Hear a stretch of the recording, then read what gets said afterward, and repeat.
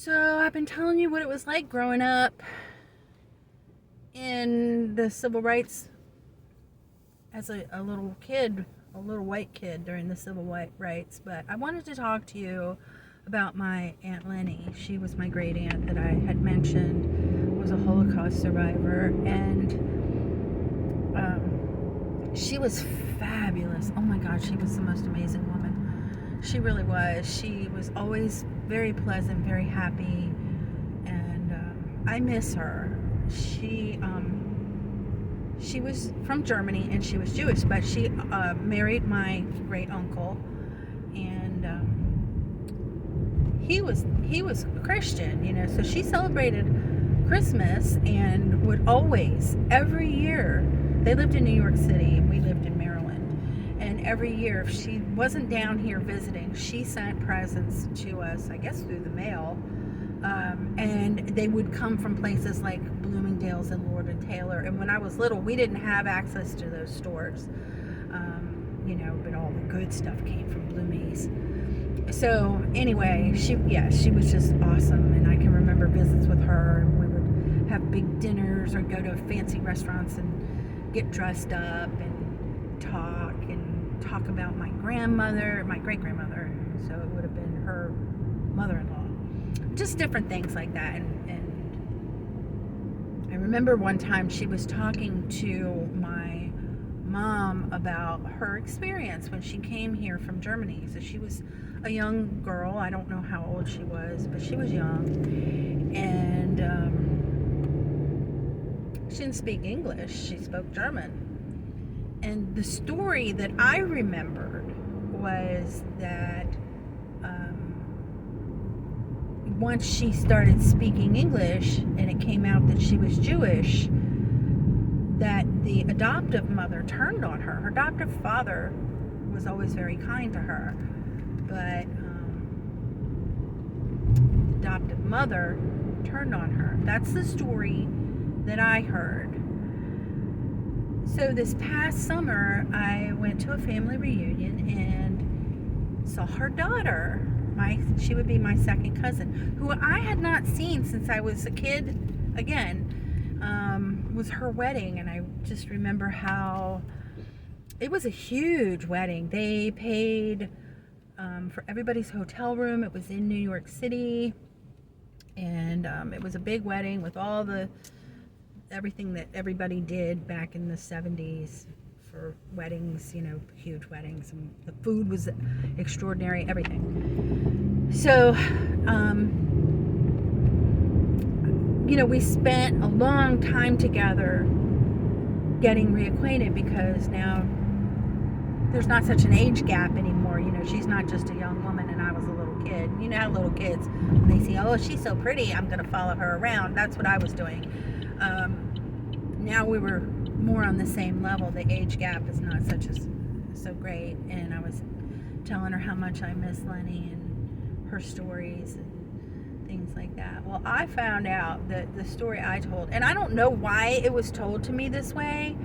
It could have been because I was young and there were certain things that they didn't tell young kids when I was a kid. A lot of things they didn't tell that we tell our children now for their own safety. We didn't talk about it back then. And so it may have been told to me because, or I was listening in maybe. I can't remember how I found out. But it may have just been said that way because I was there and innocent. Or it may have been because of, at the time, she just couldn't talk about it more truthfully because of the things that happened to her. But here's what my cousin Lorraine told me. She said that, when the Nazis came in and they started rounding up all the Jewish people and putting them in the ghettos, my Aunt Lenny and her brother and her mother, I don't know where the father was, were in the ghetto. And this is before they started shipping them off to the concentration camps. And there was a Nazi guard who took a liking to my aunt's mother. And so some of this is a little weird, but anyway, she would invite him in and spend private time with him with the promise that he would get her children out of the ghetto. And thankfully, he did what he promised. Somehow he got them out. But she didn't make it out. She went to one of the concentration camps and did not survive. But my aunt and her brother did get out.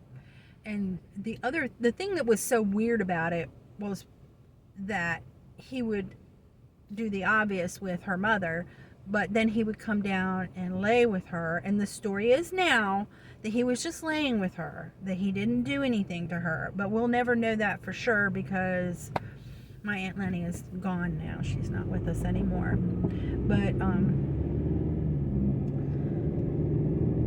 he got them out, and my aunt came to the United States. Well, her brother went to England, so they were separated the rest of their lives. And then when I was 14, somehow they found each other. I'm not sure how that happened.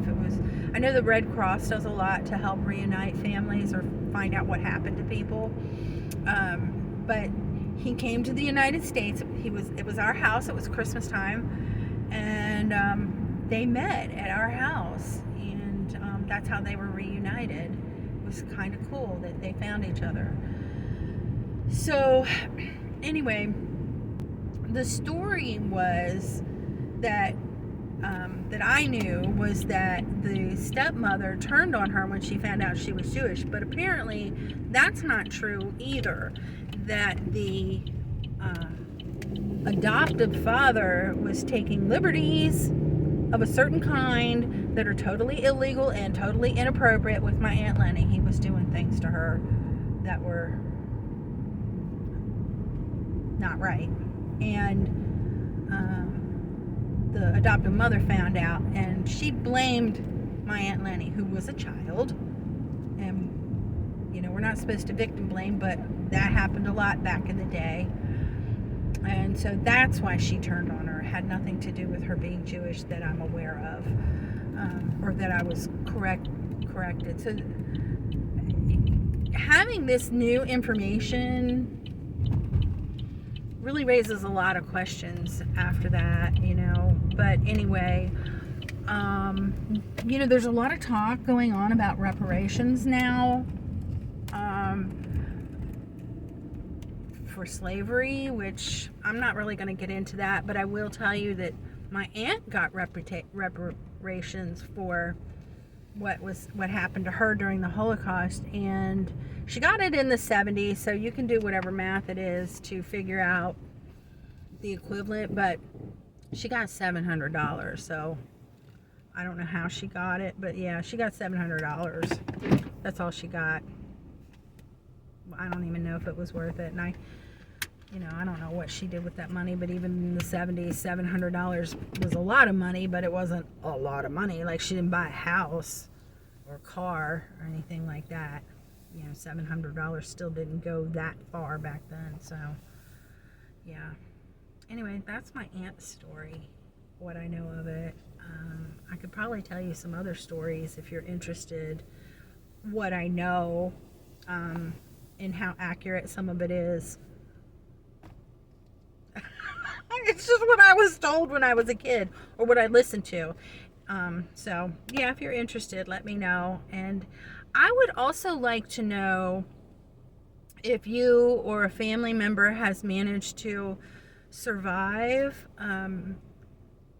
Give me a comment, because not just the Holocaust, but other atrocities that we do to each other. I met a man a couple years ago. He was an Uber driver, and he was from, I don't remember what country he was from. It was an African country, and I don't even know he started telling me this, but he was here in America trying to make his way, and he watched his whole family murdered by whatever group of people it was that was oppressing his people. So I know we have stories, and we need to talk about them, and we need to not forget what people go through to get here or to survive. or make sure that their children are okay. So we need to stop hating each other. There's no point in that. What is the point? Tell me what the point is. If you're one of those people that understands why we hate each other so much, tell me what it is, because I don't get it. Anyway, have a good one.